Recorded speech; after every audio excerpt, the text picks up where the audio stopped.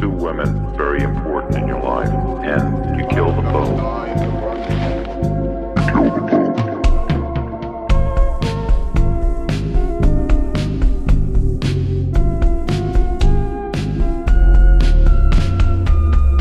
Basically, I was a normal person.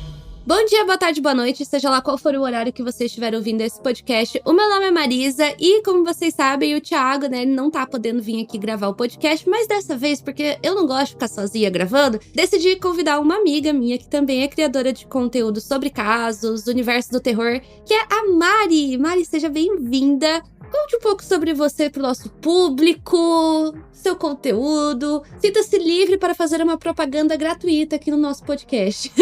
Oi, gente. Boa tarde, bom dia, boa noite, boa madrugada. Eu sou a Mari e eu faço vídeos de casos criminais, terror e coisas sobrenaturais e creepypastas também. Eu faço vídeos tanto no TikTok quanto no Instagram e também no YouTube. Isso aí. Depois, gente, claro que se vocês quiserem ir pro perfil da Mari, se vocês quiserem não, vocês são obrigados. Sinto informar isso pra vocês. É, aquele negócio, né? Por espontânea pressão. Exato. O arroba dela, tudo certinho, vai estar na descrição. Então, seguinte, quando a gente traz um convidado aqui no nosso podcast, vocês sabem que a gente faz algumas perguntas, né? E, Mari, a primeira pergunta a gente fala que é pra julgar o seu caráter, tá? Sinto informar isso pra você. Quando você come uma coxinha, você come ela pela bunda ou pela ponta? Eu começo pela ponta, só que assim, é muito difícil eu comer coxinha. Porque eu não como carne, e dois, que eu tenho alergia a trigo. É verdade, eu lembrei agora. Mas supondo que você tenha uma coxinha vegana que você possa comer, daí você come pela ponta. É. Que tem coxinha de jaca é gostoso, eu já comi. Eu adoro coxinha de jaca, mas tem que ser trigo, né? Tem que usar farinha de sorgo. Ah, entendi, daí é diferente. Mas essa é a resposta certa. Na verdade, você foi a primeira pessoa que respondeu pela ponta. Todas as outras pessoas falaram pela bunda. Aí eu falava pra elas que isso, tipo assim, já é um sinal de que você não tá bem mentalmente, né? Já é um sinal. Tô brincando, tá, gente? Nada contra quem coma coxinha pela bunda. Só que essa é a primeira pergunta. E a segunda pergunta que a gente sempre faz é: qual foi o caso criminal que mais te marcou? Ou o caso que você achou mais interessante de pesquisar até hoje? Assim, tem vários casos, assim, que me chocaram muito, mas um que ele me chama muita atenção, até porque eu gosto muito de jogos. O mais famoso caso de suicídio em massa da história foi do caso do Jim Jones. Ah, sim. Então, o caso do Jim Jones, ele me chama muita atenção, porque ele utilizou a psicologia, e eu acho muito interessante a manipulação psicológica que ele fez, e isso inspirou um padre do Outlast 2. É que eu gosto muito da franquia do Outlast, né? Eu gosto muito dos jogos. Já virei todos, inclusive. Então, ele inspirou o padre Knopf do Outlast 2. Que interessante. Esse caso do Jim Jones inspirou várias coisas. É um absurdo que foram quase 1.000 pessoas. Sim, a gente tem episódio, inclusive, do Jim Jones. E foi um caso que a gente ficou... Acho que é um episódio bem louco que a gente tem. E é bem louco porque ele veio pro Brasil. Então é bem louco. Tem gente que fala que poderia ter sido aqui. Eu gosto muito dos casos que as pessoas utilizam da psicologia pra manipulação, né? Um outro caso que eu gosto muito é o famoso caso do Ted Bundy. E tem um outro caso que eu achei recentemente, que o pessoal meio que enlouqueceu nas minhas redes sociais, mas não foi pelo caso em si, mas é mais pelo nome da criminosa, da serial killer, que se chamava Pirosca. Ah, eu vi no TikTok esse caso. Mas eu também acho muito interessante dessa coisa de manipulação de mentes. Acontece bastante em caso de seita. A gente já trouxe várias seitas aqui pro podcast. Eu sempre fico muito surpresa. Não sei se você viu daquela outra seita que chama Synanon. É outro caso de seita que eu acho maluco. Porque a manipulação de mentes... Foi até uma manipulação de um país inteiro, né? Que todo mundo achava que aquela seita, né? Hoje em dia a gente entende que é seita, né? Era uma coisa boa. Sim, teve o caso do Warren Jeffs também. Muitos, gente, muitos. E eu sempre falo, os assassinos, assim, de forma geral, pensando agora em serial killer, eles sabem o que eles estão fazendo na maioria das vezes. Claro que a gente tem serial killers organizados, mas pensando na parte do organizado, assim, normalmente diagnosticado como psicopata e tal, eles sabem exatamente o que eles estão fazendo. E essa é uma questão muito louca. Mas agora, voltando, a gente vai falar hoje sobre o caso da mansão Winchester, que você falou pra mim que você conhecia. Eu acho esse caso ele muito misterioso, porque ele tem 3 teorias muito fortes, né, em cima dele. Eu quero saber depois quais são essas teorias. Só que antes da gente começar o episódio, gente, como sempre, vocês sabem que a gente tem que fazer a nossa propaganda. Da mesma forma que eu pedi pra vocês seguirem a Mari, eu peço que vocês sigam a página do podcast lá no Instagram, @apenas-um-podcast. E também, se vocês quiserem ajudar a gente de outra forma e puderem, podem mandar um Pix, né? O Pix misterioso, a gente sempre pede pra, por favor, mandar com uma mensagem. Lembrando, gente, pode ser qualquer valor. R$1, R$5, R$1.000. Que tocar seu coração, né, Mari? A gente aceita se mandarem R$1.000. A gente também aceita R$1. Tudo ajuda e todo esse valor é revertido para equipamentos e pra gente conseguir fazer a manutenção do nosso podcast. Então é só mandar pro e-mail contato apenas-um-podcast@gmail.com. A gente agradece vocês demais e também, como sempre, né, tirar um print de que você tá ouvindo o podcast e marcar a gente, né, nos stories que a gente sempre reposta. Podem marcar você também, Mari? Pode, claro. Pode, marca todo mundo que a gente reposta todos vocês. Então é isso, gente. Vamos falar sobre o caso da mansão Winchester. Então esse caso, gente, vai entrar nessa nova fase que a gente tá tentando, né, de pelo menos uma vez por mês trazer um caso sobrenatural. E o caso da mansão Winchester, eu lembro que foi um dos primeiros que eu vi quando eu era adolescente. Quando eu comecei a ver casos criminais, na verdade eu comecei pelos casos sobrenaturais e depois eu parti pros casos criminais. Eu também. Eu acho que muita gente faz esse ciclo e eu lembro que a mansão Winchester foi um dos primeiros que eu vi, se duvidar, lá naquele canal Assombrado. Foi onde eu vi, mas eu não tenho certeza. Mas eu lembro que eu fiquei obcecada com esse caso. Eu fui até assistir o filme, mas eu confesso que eu não gostei muito do filme da mansão Winchester. Não sei se você assistiu. Eu assisti, eu achei assim... Eu achei um filme ok.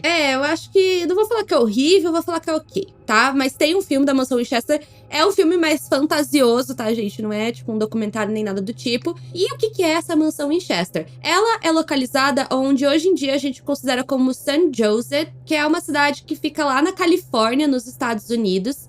E ela levou 38 anos para ser construída. E essa casa foi projetada por uma mulher chamada Sarah Winchester, que nasceu em 1840. E basicamente ela foi herdeira de uma indústria armamentista, que era a Winchester Arms. Que basicamente, vamos resumir, o que aconteceu? Então essa mulher chamada Sarah Winchester, ela herdou essa empresa do marido dela, que era o William Wirt Winchester, que se casou com ela em 1862 e ele era fundador da Winchester Arms. E esse cara, como é que a gente pode falar em relação ao dinheiro dele? Ele tinha muito dinheiro. Ele tinha tanto dinheiro que tu não consegue nem imaginar. Sim, é que se a gente fala os valores hoje em dia, já é muito dinheiro, mas vocês têm que ter noção que naquela época era 5 vezes mais. E tinha uma questão que bem na época que ele cria essa companhia de armas, era a época que tava acontecendo a Guerra do Oeste, né? A, entre aspas, conquista do Oeste, né? Que eles começaram a abrir território nos Estados Unidos e muitas pessoas, principalmente a população indígena, acabou morrendo nessa guerra. E as espingardas criadas pela Winchester foram as principais usadas nessa guerra. Ele produziu o fuzil M1, né? Na pós-guerra, que ele atirava muito mais do que as outras, então isso acabou matando muita gente. E isso vai ser um fator muito importante nessa história, porque a gente vai começar a entender o que vai motivar a criação dessa mansão. Então, muitas pessoas perderam as vidas devido às armas Winchester, principalmente pessoas indígenas. E a própria Sarah, por muito tempo, ela achou que a família dela estava sendo amaldiçoada por isso. E o primeiro sinal, assim, que ela começa a achar que a família dela estava sendo amaldiçoada foi quando a filha que ela teve com o William, que chamava Anne Pard Winchester, que nasceu no dia 12 de julho de 1866, morreu pouco tempo depois. Então ela nasceu, pouco tempo depois ela morreu devido a um marasmo. É tipo uma desnutrição. Ela acabou morrendo por causa disso logo depois. E um fator muito bizarro, Mari, que eu não sei se você sabe, é que o ano que a filha dela, né, a Anne, morreu foi o mesmo ano que eles desenvolveram a arma que você falou. Ah, é? Não sabia. Foi no mesmo ano que eles desenvolveram a primeira arma da empresa, na verdade, né? Mas foi, tipo, no mesmo ano. Claro, pode ser que não signifique nada, mas eu sempre falo, quando a gente faz um episódio de casos sobrenaturais, a gente tem que dar todas as informações, né? Olha, 12 de julho de 1866 ela nasceu, né? E isso. No dia 23 de julho de 1866, ele iniciou a produção do rifle. E ela morreu logo depois por conta dessa desnutrição. Cara, foi o tempo, assim, bizarro de parar pra pensar, né? É muita coincidência, tô até arrepiada aqui. Sim, e o que acontece é que alguns anos depois, né, em 1880, Se eu não me engano, a mãe do William, né, o marido da Sarah, morre também, devido a uma tuberculose. E alguns dias depois, o marido dela, né, o William Winchester, né, criador da companhia, morre também de tuberculose. E, obviamente, a Sarah ela já estava enfrentando uma depressão muito grave, principalmente devido à perda da filha dela. E depois disso, ela nunca mais conseguiu ter outros filhos. Não sei se teve algum fator biológico também, ou se foi só a parte emocional. Mas, de qualquer forma, ela já estava enfrentando uma depressão muito grande. E com a morte do marido e da sogra, e principalmente a morte do marido, acredito, né? Piorou bastante. E na época, ela herdou mais ou menos 20 milhões de dólares. Aí você pensa, 20 milhões é bastante. Queria na minha conta agora? Queria. Mas, atualmente, de acordo com essa última pesquisa que eu achei, os 20 milhões de dólares nos dias de hoje seriam equivalentes a 500 milhões de dólares. É aquele negócio que eu falei, né? O pessoal não consegue nem imaginar essa grana. Não consigo, gente, porque pra mim já é surreal pensar nisso. E além disso, ela ganhou parte das ações também. Acho que ela ficou com 50% das ações da empresa, que faturava muito dinheiro na época. E eu vi que é estipulado que por dia ela ganhava $1.000. Que pra época era grana pra caramba. E hoje em dia, né, Mari? Se a gente estivesse ganhando $1.000 por dia. Eu ia estar muito feliz. Eu ia estar muito feliz. Eu também ia estar muito feliz. Então, gente, era grana pra caramba. E até hoje é muito dinheiro, porque... Até porque é dos Estados Unidos, é muito dinheiro ganhar $1.000 por dia. Então, tipo assim, era muita coisa. E, como eu falei pra vocês, ela tava muito ruim da depressão. Não foi o dinheiro que magicamente mudou isso nela. E, emocionalmente falando, ela tava muito mal. E, como eu falei lá no começo, ela não parava de achar que a família dela estava sendo amaldiçoada. Ela foi, inclusive, num médium, né, que falou isso. E vai ser justamente isso que ela faz na época dela. Ela vai até o médium e diz que durante essa sessão espírita... Na verdade, cada lugar fala uma coisa diferente. Dizem que nessa sessão, o médium teria canalizado o espírito do William, né, marido, né, da Sarah. Tem outros que falam que ele só falou, mas não incorporou, vamos dizer assim. Mas de qualquer forma, né, esse médium fala que a família dela realmente estava amaldiçoada, porque várias pessoas morreram, né, com as armas desenvolvidas pela empresa, e eles acabam... o espírito do marido, na verdade, fala que ela deveria ir pro oeste, ou seja, né, a guerra era da conquista do oeste, ela deveria se mudar pra lá, e ela deveria construir uma casa, né, no caso foi uma mansão, pra abrigar todos os espíritos que morreram pelas armas Winchester. E outra coisa, que além do pedido da mudança e construir essa casa, que também ela não poderia parar essa construção, porque se ela parasse, ela iria morrer. Então, o que ela faz? Ela começa a construir, não para mais até a morte dela. Exato. Se eu não me engano, na verdade, ela morava em New Haven, que pelo que eu entendi é perto de Boston, mas eu não faço ideia. Para que às vezes a geografia dos Estados Unidos é abstrato para a maioria das pessoas, e tá certo. Aí ela se muda pra Califórnia, ela compra um terreno gigantesco de um médico chamado Dr. Robert Cadwell. Era meio que uma casa de campo, o terreno em si era gigante, mas nele já tinha uma casa de campo com 8 cômodos e ela tava indo em obras. Então pra ela foi perfeito. E a construção da mansão vai começar a partir desse momento, que foi extremamente caótico, né? Porque eram muitos funcionários, era muita coisa acontecendo ao mesmo tempo. E bom, essa foi uma das teorias, né? Mas a Mari falou que tinha algumas outras teorias, e quais que eram elas? Pode dividir com a gente? Então, tem uma teoria de que ela construiu essa casa, né, pra afastar os espíritos que rondavam, porque eles não iam ficar em volta se tivesse barulho de furadeira, coisa sendo abolida, de martelo, essas coisas. Tem uma teoria, assim, por isso que ela nunca parou essa construção, né, porque os espíritos nunca rondassem aquela casa. E tem uma teoria também que fala que foi feita para enganar os vivos. Porque se tu for ver, tem muita coisa 13 nessa casa. Se não me engano, o número dela, o favorito era o 13, então tinha 13 painéis. A escada com 13 degrau, 13 banheiros, 13 não sei o quê. Tinha muita coisa relacionadas ao número 13, tem ainda, né? E tem essa teoria de que ela fez isso pra enganar os vivos e foi só porque, tipo, ela não tinha mais o que fazer com o dinheiro e resolveu fazer uma pegadinha e criar todo esse mistério em volta da casa, o que também deu mais nome ainda pra companhia, né? Exato, e vale lembrar, gente, que a mansão Winchester ela ainda existe hoje em dia, e inclusive é aberta a visitação, e eu super iria, se eu tivesse condição. Eu super iria. O tour é bem interessante, tem vários vídeos no YouTube que vocês conseguem ver o tour, como é que é e por aí vai. E esse negócio do número 13 é verdade, porque até hoje, quando é sexta-feira 13, dizem que isso acontecia na época lá, mas até hoje, quando é sexta-feira 13, às 13 13 horas, eles têm um sino lá que eles tocam 13 vezes, sabe? É tudo 13, 13, 13, 13. Inclusive, tem até passeios especiais, tanto nas sextas-feiras 13, tanto no dia 31 de outubro. Exato. Então, assim, já é muito conhecido esse negócio do 13 lá. Então, realmente faz sentido. E também, gente, com o dinheiro que ela tinha na época que ela vivia, era muita coisa. Eu até entendo ela ficar confusa com o que fazer com o dinheiro dela, né? Mas, de qualquer forma, né? Como a gente tava falando, a construção da mansão era dia e noite. Não tinha pausa, inclusive de madrugada. Tinha construção acontecendo. Ao todo, ela contratou 18 funcionários e não tinha planejamento na casa. Isso é uma coisa, se vocês forem procurar no YouTube depois dos tours e tal, vocês vão ver. Não tinha planejamento nenhum. Não tinha um arquiteto, um engenheiro por trás. Não.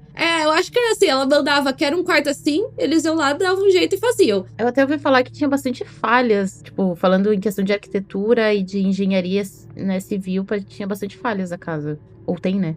Não sei se arrumaram. A gente vai chegar numa parte que eu acho que vai ter a ver com isso daí que você falou.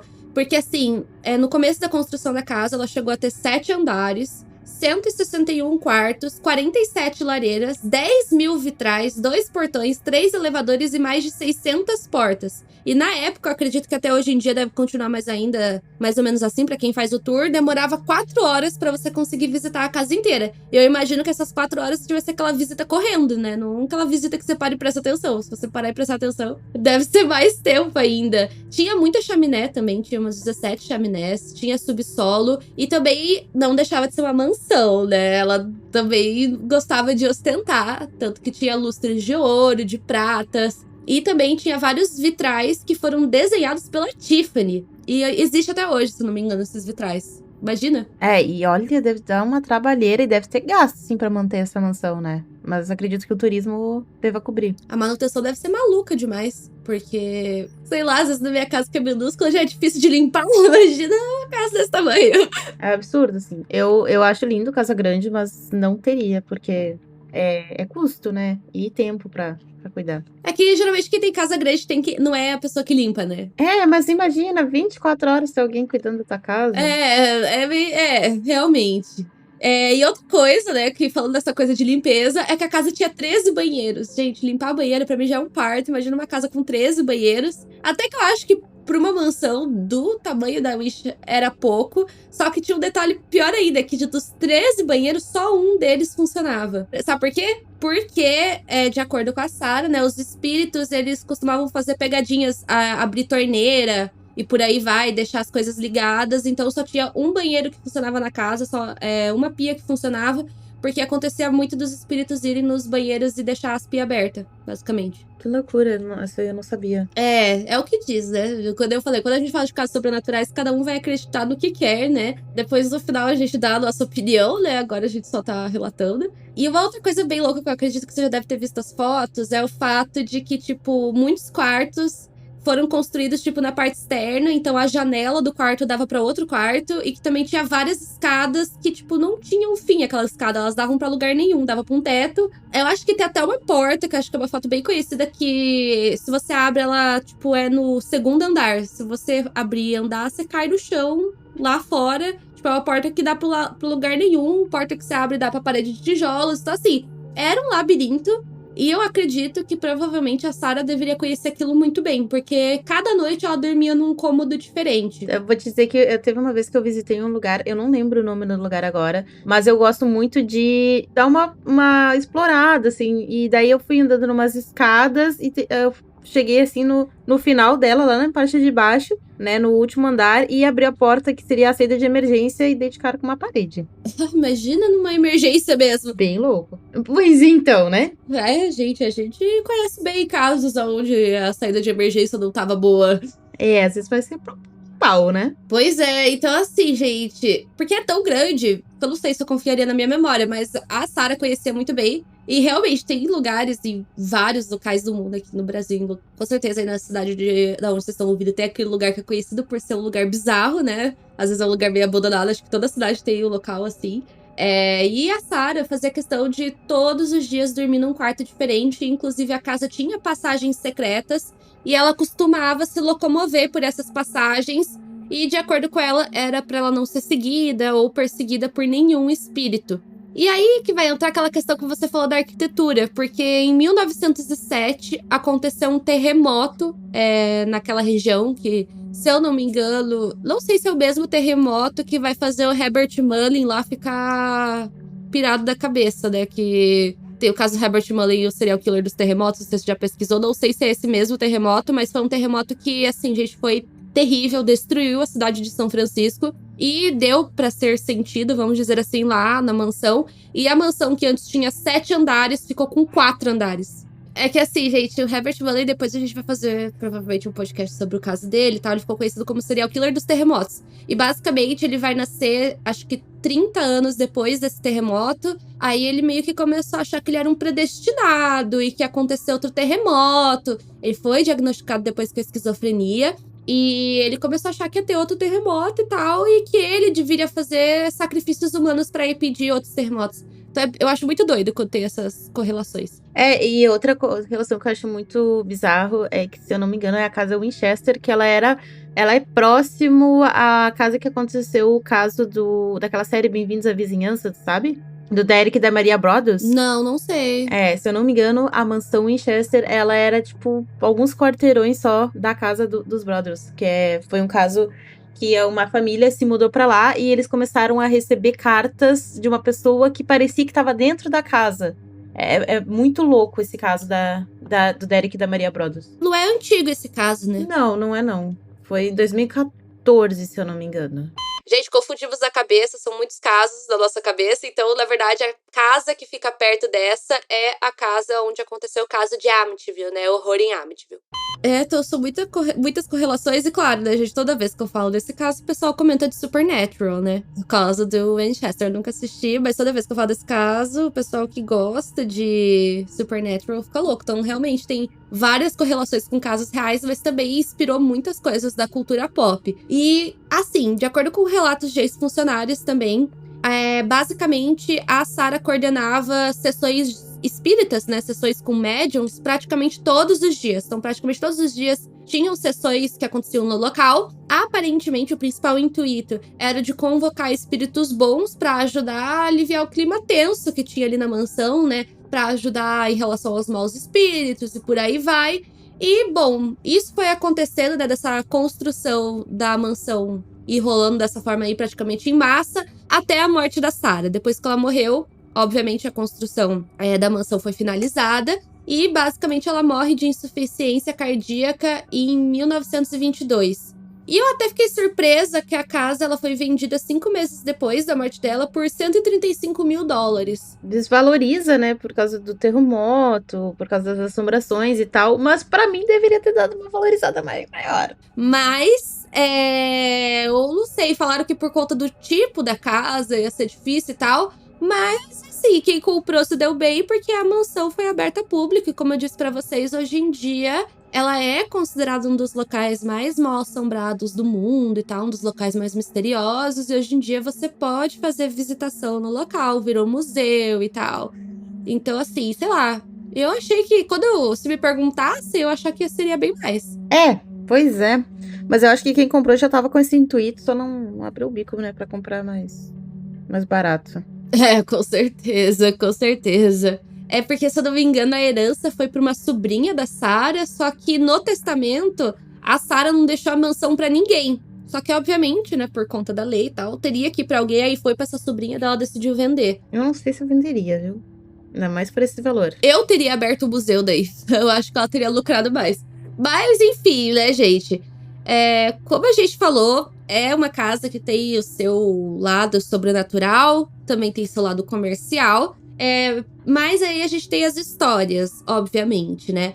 E tem fantasmas na casa, de acordo com o que se diz. E um dos espíritos mais conhecidos é o espírito, né, o fantasma do carrinho de mão. Muitos acreditam que esse fantasma era de um homem que trabalhava na construção da mansão e que teria morrido. Algumas outras pessoas falam que ele teria morrido durante a construção da mansão, né? Teria rolado ali um acidente de trabalho. E, basicamente, esse é o fantasma que é mais avistado. Então, muitas pessoas que visitam a mansão falam que sempre vem um homem carregando uma caixa de ferramentas ou então empurrando um carrinho de mão. Nossa, eu ia ficar toda arrepiada. Assim. Sei lá, gente. E eu não sei se você soube do quarto secreto que eles descobriram lá há pouquíssimo tempo. Ah, eu fiquei sabendo alguma coisa, mas não me aprofundei. Então, como a gente falou, né, teve um terremoto. E dizem que no dia que teve esse terremoto, a Sarah ficou presa nesse quarto. Então, um terror, né, gente? Pelo amor de Deus. Aí, ela ficou bastante tempo lá, até que os funcionários viram e salvaram ela. E com isso, ela decidiu meio que trancar esse quarto. Tipo, ela trancou o quarto e falou, ó, ninguém entra mais aqui. E esse quarto só foi reaberto em 2016. Foi aberta e hoje em dia esse quarto foi adicionado a passeios. Aí, nesse quarto tem meio que um sofá super antigo, tem um órgão, assim, gigantesco, um instrumento assim no meio. Tem vários objetos. E pensa, o quarto tava trancado praticamente há 100 anos. Que loucura. Eu acho muito louco pensar nisso. É basicamente Imagina o estado que tava o quarto, gente. Meu Deus. o cheiro de mofo. Eu penso como uma pessoa com rinite. Agora eu fico pensando por que ela fez esse quarto secreto. Se a intenção dela ou era abrigar ou era fugir dos fantasmas. Pois é, né? E por que ela trancou esse quarto? Tudo bem que deve ter sido um trauma. Imagina, você passou por um terremoto e ficou presa num quarto. Meio esquisito, né? Inclusive, um dos relatos envolvendo esse caso é de um guia que trabalha na excursão, né, da mansão Winchester. Não sei se hoje em dia trabalha, mas a história é essa. Que ele basicamente estava levando as pessoas para esse quarto quando ele ouviu um suspiro muito alto vindo do corredor. Ele achou aquilo estranho e quando ele foi pro corredor, ele só viu meio que uma forma, tipo um espectro de luz, vamos dizer assim, uma coisa meio fantasmagórica, meio que virando assim no corredor. Nisso, ele decidiu seguir aquilo, mas ele ouvia o barulho do suspiro, mas ele não via ninguém. Então, assim, esse foi um dos relatos. Tem outros, mas acho que esse e do fantasma do carrinho de mão são os principais. Não sei se você conhece outro, mas a maioria é isso, avistamento, foto. Não conheço outros não. Não conheço outros não.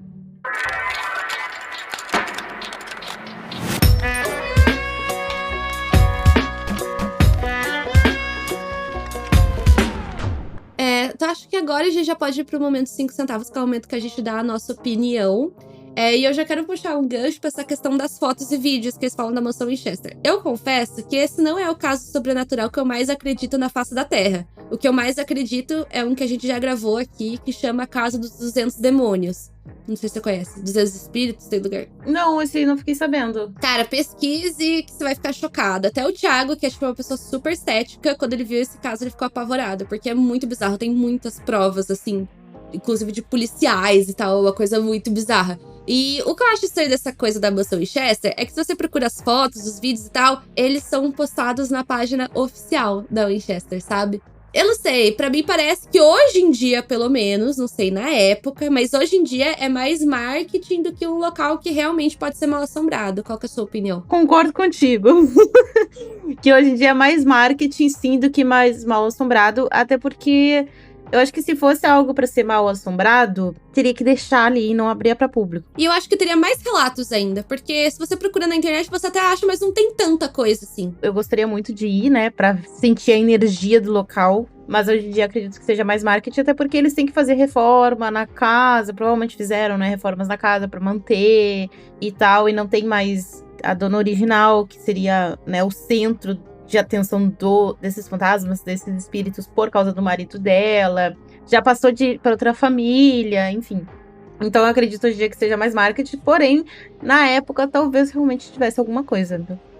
Eu concordo com você e acho super válido ser um museu lá hoje em dia, porque é um local interessante, até pensando num quesito histórico, nem tanto pensando no, sei lá, na parte sobrenatural, mas num quesito histórico é um local histórico, né? É uma construção antiga, que bom que cuidam dela e ela é muito bem cuidada, gente. Realmente, hoje em dia é impecável. Acho que, na verdade, eu acho que talvez quando tinha pessoas morando lá, fosse mais difícil ainda a manutenção, sabe? Do que agora, que é um museu. Claro que deve ser muito difícil a manutenção, não sei como que funcionam essas coisas hoje em dia, mas eu fico contente de saber que é um local que tá bem cuidado pelo quesito histórico, sabe? Mas eu acho que na época realmente poderia ter tido alguma coisa, até porque realmente o foco era ela, né? Tanto que, de acordo com o médium que ela passou pela consulta, se ela parasse, aí sim que ela iria morrer, né? Então o foco era a família Winchester. Sim, por causa das armas, né? Que acabou tirando muitas vidas e foi tudo por causa do marido dela, né? Que ele inventou esse rifle e tal. Então, pra mim, o foco é 100% a família e a partir do momento que ela faleceu, não tiveram herdeiros, né? E venderam pra outra família, acabou. E se eu não me engano, a Winchester Arms, né? A companhia de armas, ela existe até hoje. Eu acho que tem até aquelas viciadas em History Discovery. Tem até o episódio do History não, desculpa. Tem até o episódio de Trato Feito, se eu não me engano, que o cara vai levar uma arma da Winchester. Agora eu tô encucada pra saber se é a mansão Winchester, que é perto da casa dos Boulevard, ou se é outra. Você vai ter que pesquisar. Eu tô pensando aqui, falando assim, eu acho que é. Pode ser que não seja, tá? Não botarei minha mão no fogo. Que eu sei que tem uma casa perto da casa dos Boulevard que aconteceu alguma coisa ali que ninguém sabe o que é. Mas talvez não seja pela data. Mas tem, se eu não me engano, tem uma correlação dessa outra casa que falam assim, talvez o cara que escrevia as cartas pra família Boulevard seja alguém daquela casa. Mas eu não sei, acho que pela data não deve ser Winchester, mas é um nome parecido. Aqui nos Estados Unidos, a gente sempre fala, o pessoal perguntou pra mim outro dia nos comentários do meu vídeo, Lady, você sabe se nos Estados Unidos tem alguma coisa, tá? Ou lá realmente é um portal de Demogorgons? Eu fico, gente, assim, temos teorias, mas às vezes eu quero acreditar que tem um portal de Demogorgons reais lá, porque o que tem história, gente, de casa bizarra nos Estados Unidos, claro, eu sempre falo, nesses casos sobrenaturais, a gente sempre tem que pontuar que algumas coisas realmente é marketing. A gente descobre depois que é marketing. Só que realmente tem umas histórias, assim, muito bizarras. Inclusive, Mari, pesquise. A gente tem um episódio aqui, mas se você quiser pesquisar depois desse caso aí da Casa dos 200 Demônios, porque... Já anotei aqui a Casa dos 200 Demônios. Você vai achar bem interessante, porque esse caso, depois eu quero ouvir a sua opinião, você vai falar pra mim, provavelmente. Esse eu acredito, Lady, porque... é muito bizarro.